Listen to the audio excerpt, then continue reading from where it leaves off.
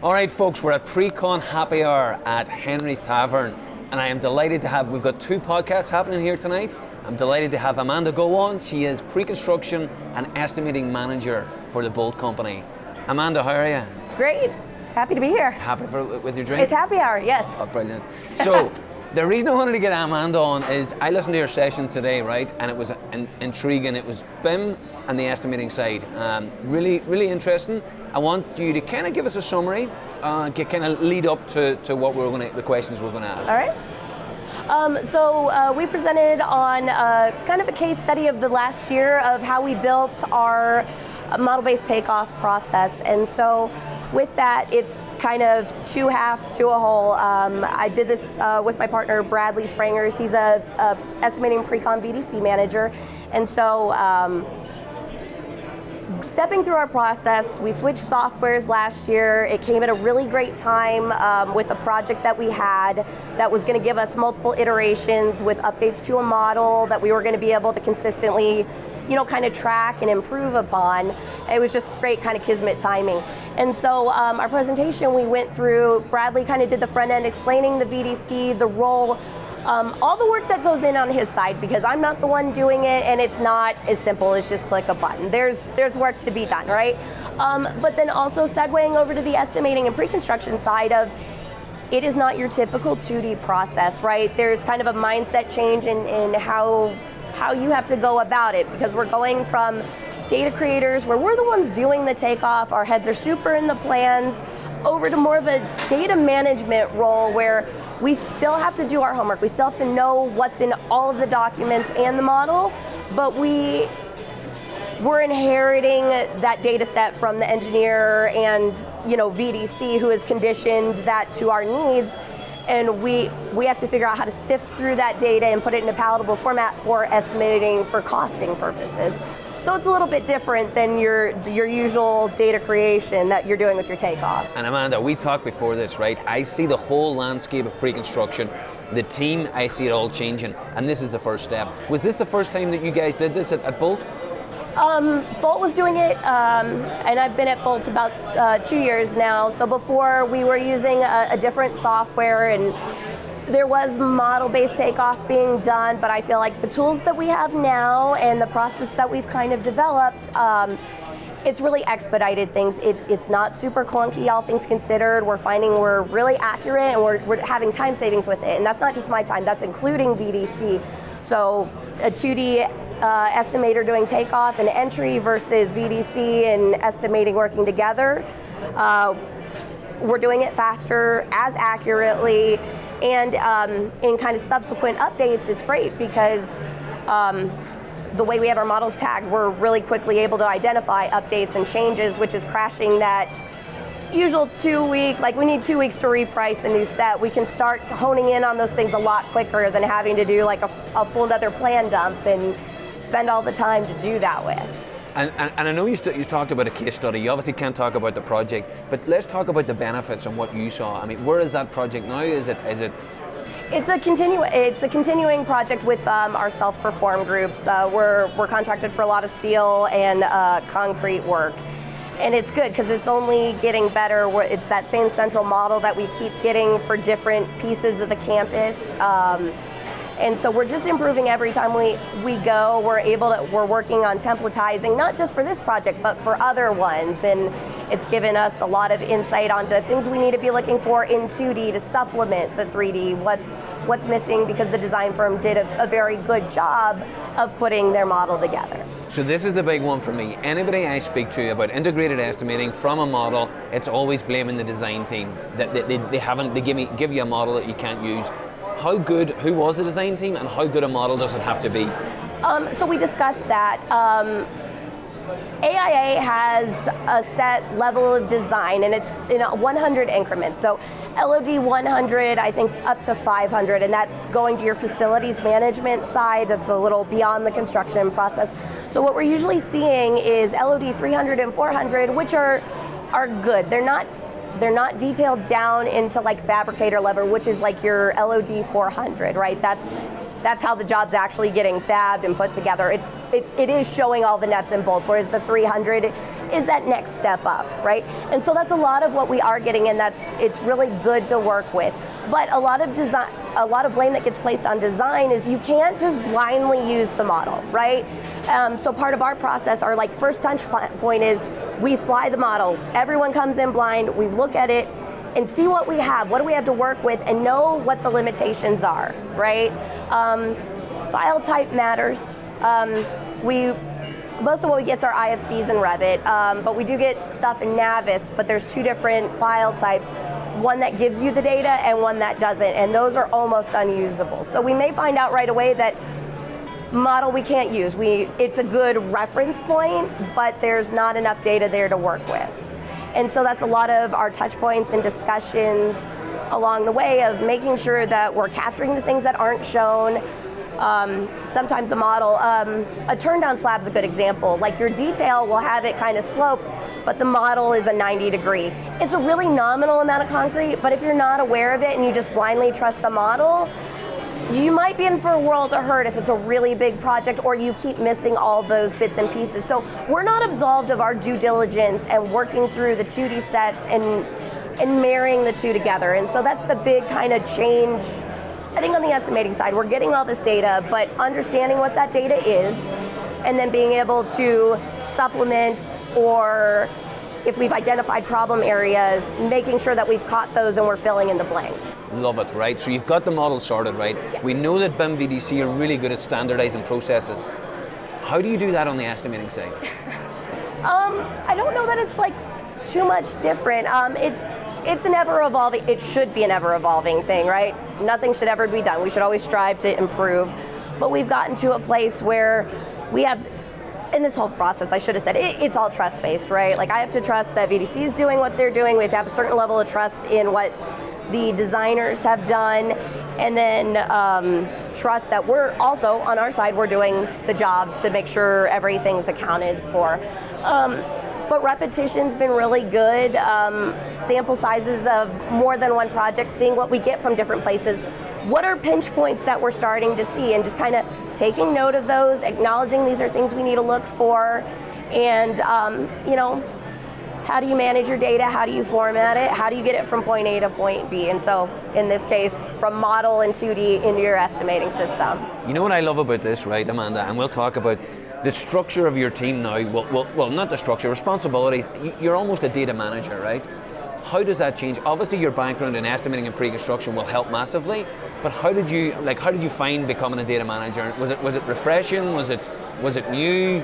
It's different, and so one of our VPs loves to say, get comfortable with being uncomfortable, because it's just a different thought, and it's trusting the process. But a lot of that's overcome by just like collaboration, coordination, and communication. Like we like to say, oh, communication's key, it's cliche. It's like, no, it's critical. Like it doesn't work if you don't do that. So if we run into things, it's just pick up the phone and talk through. What are you seeing? What am I seeing? Do I need to do something with it? Do you need to do something with it? And it's a partnership hand in hand. You can't do this process in a vacuum. Yeah. You can't do it siloed. You have to communicate. And one of the things that I got from your talk was the checkpoints. Internal stakeholders, external stakeholders. How important were they during the whole process? So the big thing is the internal coordination, but understanding when you have to reach out externally, which frankly is not really too much of a departure from your standard 2D. If you have a conflict between your plan, your spec, and your section, what do? You write an RFI or you pick up the phone and call if you're in like a design build or an IPD and you're still designing, right? Externally, it's not that much different. Now, if we are in an IPD and we have a say early on, we'll engage the designers and be like, okay, there may be a couple of things you can do that will massively help us down the line. It'll expedite the whole process, and a lot of it's in the setup, not only for design, but for VDC, and then in estimating, we're just kind of the last recipients of that, and if it's set up right along the way, our lives become really easy. We just have to get over that we're not the one that did the work, in that sense. We're not the one that did the quantification, and learn how to read the data, because it comes in a different format than maybe we're used to, and Also, we still have to do our homework. You can't just omit the 2D, you can't omit the specs. Is this the future, Amanda? Like, do you see this Boldt grabbing this and running with it? I think the industry as a whole, as architecture moves more and more towards BIM, as the LODs are established and people are adhering to them, as we're all kind of trending that way as an industry, yes. It's a phenomenal tool, same as anything. It's never going to be perfect, but that's why we're here, right? That's not why robots are doing construction. And that's the value that you add, and that's why when you have a pre-construction team, high-performing BIM modelers, estimators, data engineers, and then pre-construction managers working together with your checkpoints, then only good things can come. And I think, like, to kind of switching our role to maybe more data management, I say that just because it's a departure from creating the data, but you still need that construction person there. You still need the estimating pre-construction, because we do have to, it's not as simple as just, oh great, we have takeoff out of the model and we're going to move it over here. No, there's a lot you still have to look at. And we work with VDC in the front because they need to know what we need. How do we need to break it down? What are we looking for? There's a standard level of detail that we will always code, but do we have a bid form? Do we need some certain areas broken out? Is there something for our internal we think is going to pop up later? Do we want to isolate equipment? Maybe it falls under a different bucket, but these are all those conversations we have up front before we even get started to help make the process easier. And then the output is what we need it to be, instead of having to do a lot of work to try to fix it, or 1,000 questions of, oh God, why do we do this? Get frustrated, set it aside, and just go back to our 2D plans. Yeah, and that's what you don't want. How refreshing was this? What was the biggest lesson? What was the biggest takeaway for you during this particular project? I think it's just exciting to use new technology and being able to apply it. I love the kind of forward thinking where we're at a point with construction software where we're able to easily leverage, and there's still work, but more easily leverage that and use it and feel comfortable with it to actually make our lives easier. It's another tool in the estimating toolbox. Yeah. Okay, good. What was the tool, by the way? We use Assemble for Autodesk. Now, another thing I noticed on your LinkedIn as well is your master's degree in engineering. People reach out to me all the time, Gareth, I'm a mid-level estimator, I want to go to the next level, I need a certification, do I go and do a master's? Would you recommend it? How was it? I really loved my master's, actually. It was much more than undergrad, which I did Bachelor of Science in Construction Management. Master's education is good because it focuses on the content, and so my master's engineering is in construction engineering management. I did get questioned a lot of times along the road, like, why are you basically just doing a continuation of what you did in undergrad? And it was new content, it was more focus specific with some emphasis on the engineering and the math and things like that. So understanding maybe a little more in depth what some of my engineers are doing, because we all get frustrated with one another, I think, sometimes, because you're not doing the other person's job. So you don't necessarily know what goes into it. It's like, why is this not easy? Like, why can't we just do this, right? So it was good in that perspective. It was obviously through the engineering college. It's never bad to have more education, right? And I think some of it depends on what you want to do. Do you want to stay on that technical side? Are you looking to go, would an MBA suit you and your personality better? Do you want to go maybe into more management instead of the doing? And not that that's if you do this, you're definitely going to go there, but thinking about what that master's may lead to. And it's, same as any just baseline college degree. It shows you can do the work, you can put in the effort, you can stick it through, right? Because it's not like college is a walk in the park. And it's a time and a financial commitment too. Like, if you go through it and you do it. Is it true that it's more difficult than a bachelor's? So I didn't think so. However, it's because it was down to subject matter, where I personally struggled with my bachelor's, was having to take English again after high school, and more like history to 1877. It's like,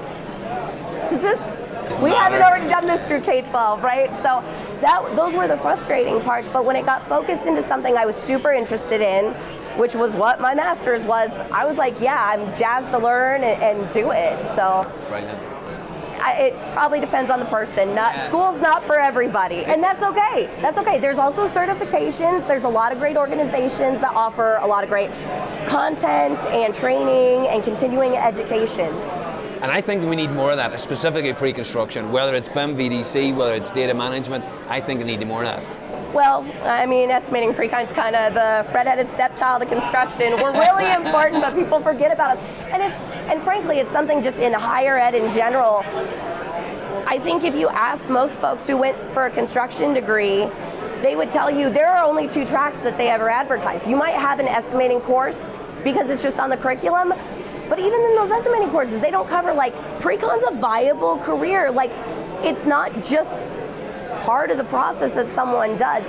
And I think too, as the industry moves forward and we're going a lot more towards design build and integrated project delivery and more collaborative efforts instead of your standard design bid build, hard bid plan spec, our profession's evolved. We're not just estimators anymore. There is a pre-construction process, and it's not war room hard bid day where you can bring project managers in to do. You need someone who understands both sides and can help facilitate. Yeah, don't get me started on the education piece. Honestly, we could be here all day. We'd be 4 or 5 pints deep, and then I'll start getting angry. Well, then we'll talk about that later. Exactly. But what it really problem is, the education needs to catch up. Now, don't get me wrong, I understand since COVID, the pre-construction estimating landscape has evolved fast. The technology, the collaboration, the communication, the role has changed. It's not a traditional estimator. So you know what I found really interesting? I interviewed Toggle AI when I was at Advancing Precon. They are now in the colleges, so they're using their tool to educate people. So that's a massive step. That's good, and I think historically there have been college licenses, Autodesk, OnCenter, well, I guess they bought on-screen takeoff now, so a lot of that's really prevalent in college campuses, but to bring in the new tech and also present that as part of curriculum, or at least even a sneak peek of like, here's some things that are going on, because if you are an academic and you're not a working professional that knows all these things, like you said, higher ed's a little slow to catch up sometimes. Yeah. And it is, and listen, we wouldn't expect it, but they've got to catch up quicker, especially to give us the people we need to build bigger projects. Amanda, this has been amazing. Thank you very much. If there's anybody listening to this, like whether it be BIM, 3D estimating, the processes, where's the best place to get you? Drop me a note on LinkedIn. Perfect. I'll put the LinkedIn link to Amanda's profile on the show notes below. If you have any questions, reach out to Amanda, reach out to myself, and we'll finish off with sláinte. Cheers. Well, now you got to drink it though. All right, sorry. It doesn't count if you don't drink. There you have it, folks.